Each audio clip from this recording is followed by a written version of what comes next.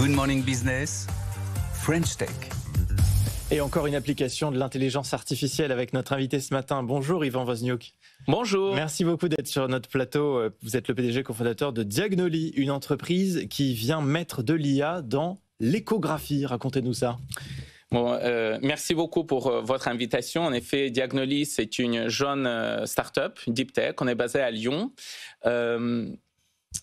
On est dans le domaine de la santé. Donc, on développe un logiciel médical qui est destiné aux échographistes, aux praticiens qui utilisent l'échographie fétale pour suivre le développement du fœtus, qui a pour objectif de sécuriser l'examen d'échographie fétale et aider le praticien à détecter des pathologies potentiellement présentes dans le développement du fœtus. Alors, ça va être quoi comme type de pathologie, par exemple? Qu'est-ce qu'on peut détecter avec votre dispositif?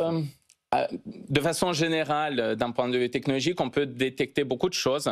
Nous, chez Diagnoli, on essaie de focaliser sur le dépistage des pathologies dont le dépistage peut réellement changer la donne pour le fœtus. Comme un exemple, je sais que, par exemple, le dépistage des différentes pathologies génétiques, malheureusement, on ne peut rien faire ni avant la naissance du bébé, ni après.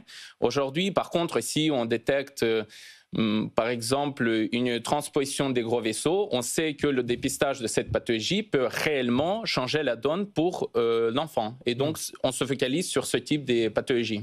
Alors, comme souvent, quand on est un entrepreneur, on part d'une histoire personnelle pour développer une innovation. C'est votre cas sur ce projet ? Oui. Donc, le projet est né en 2018. C'est à l'époque où on attendait avec ma femme notre petite fille. Et du coup, lors de l'échographie obstétricale, moi, qui ai un parcours technique, je me suis posé beaucoup de questions. En fait, des questions sur l'objectif d'échographie fétale, mais aussi sur ses limitations. C'est ça qui m'a poussé à regarder des choses sur Internet. Je déconseille ça, une très mauvaise idée. Mais c'est comme ça que j'ai appris.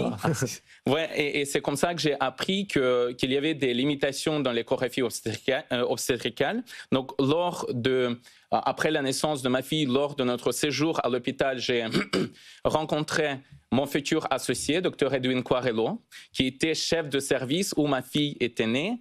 Et il m'a invité à un café. Il m'a expliqué l'importance, pourquoi c'est tellement important de détecter ces pathologies avant la naissance du bébé. Et on a décidé de changer un petit peu le monde. Et on en arrive là, l'histoire est sympa. Clairement, et ce qui est hyper intéressant, et c'est tout l'intérêt de l'intelligence artificielle, c'est qu'elle permet en fait de standardiser les tests. C'est-à-dire que en fait, alors je parle sous votre contrôle, hein, parce que les chiffres me paraissaient fous, mais en fait, quand on va dans un centre pour faire du dépistage par échographie, il y a certains centres où on va avoir un taux de précision de 40% et d'autres 90%. L'écart, il est énorme en fonction de l'expérience du praticien, en fonction de la méthodologie utilisée. Enfin, il y a vraiment des écarts qui sont énormes. C'est pas comme quand on va prendre une prise de sang, en fait. Et donc là, en fait, l'intelligence artificielle, ce qu'elle permet de faire, c'est de normer tout ça et de voir à chaque fois de manière extrêmement claire et extrêmement précise. C'est ça l'intérêt. C'est absolument ça. En fait, pourquoi il faut déjà rappeler qu'aujourd'hui, malheureusement, malgré tous les efforts, une pathologie sur deux reste toujours pas dépistée avant la naissance du bébé.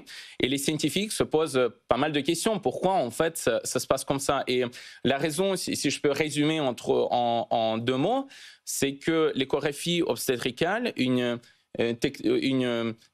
technique d'imagerie médicale tellement puissante reste un des examens non seulement les plus chronophages, mais les plus complexes et surtout les plus dépendants de l'utilisateur. Et c'est ça qu'on essaie de résoudre avec l'intelligence artificielle. On sait que le secteur de la santé, il faut faire très attention à tous les produits qu'on développe. Et il y a un certain nombre de certifications, de normes à respecter et à obtenir. Où est-ce que vous en êtes, vous, du développement de votre produit? Est-ce qu'il est déjà commercialisé? Est-ce que vous en avez déjà vendu? J'ai envie de dire heureusement qu'il y a un contrôle sur le marché. En effet, donc, on développe un logiciel médical, c'est un dispositif médical. Et avant de pouvoir commercialiser ce dispositif, il faut avoir une certification sur le marché où on commercialise. Et je suis très fier de vous dire qu'on a déjà obtenu une première certification FDA pour pouvoir commercialiser aux États-Unis et également en Europe, le marquage CE et la norme ISO 13485. Et on a la norme précise, c'est bien. Et le taux de précision, du coup, c'est quoi qu'est-ce que vous revendiquez aujourd'hui pour la détection de ces pathologies? Alors, pour le moment, on ne peut pas revendiquer l'amélioration du dépistage. Ça, c'est ce qu'on est en train de valider, c'est ce qu'on est en train de vérifier. Mais notre technologie a plusieurs couches. Plusieurs couches, on va dire, technologie, comment on peut dépister ces pathologies. Et jusqu'à maintenant, ce qu'on a certifié aux États-Unis et en Europe, c'est que donc, le logiciel permet d'analyser en temps réel, du coup, à quel niveau l'examen échographique il est complet, et on est capable de détecter beaucoup de critères anatomiques qui doivent être là, mais quand ils ne sont pas là, c'est un premier signe aux praticiens que c'est quelque chose d'anormal. Pour conclure, vous parliez du marché américain, c'est une ambition pour vous. On est dans un contexte difficile avec la question des droits de douane, des petites entreprises qui décident de se rétracter ou de se mettre en pause pour l'instant. Est-ce que la situation géopolitique, la guerre commerciale, c'est matière à vous refroidir sur vos projets d'exportation? Bonne question. Écoutez, le marché américain, c'est en effet un des marchés qu'on regarde. Je pense qu'en fait, quelle autre start-up ne regarderait pas de l'autre côté de l'océan? Néanmoins, donc déjà, au-delà du business, chez Diagnoli, on a une mission. Et notre mission, c'est de diffuser cette technologie le plus largement possible pour pouvoir améliorer les outcomes des bébés un petit peu partout. Et c'est ça l'idée pour nous. Les États-Unis restent un des marchés. On va suivre ça avec précision. Jour par jour. Merci beaucoup, Ivan Wozniuk, d'avoir été avec nous ce matin, PDG cofondateur de Diagnoli.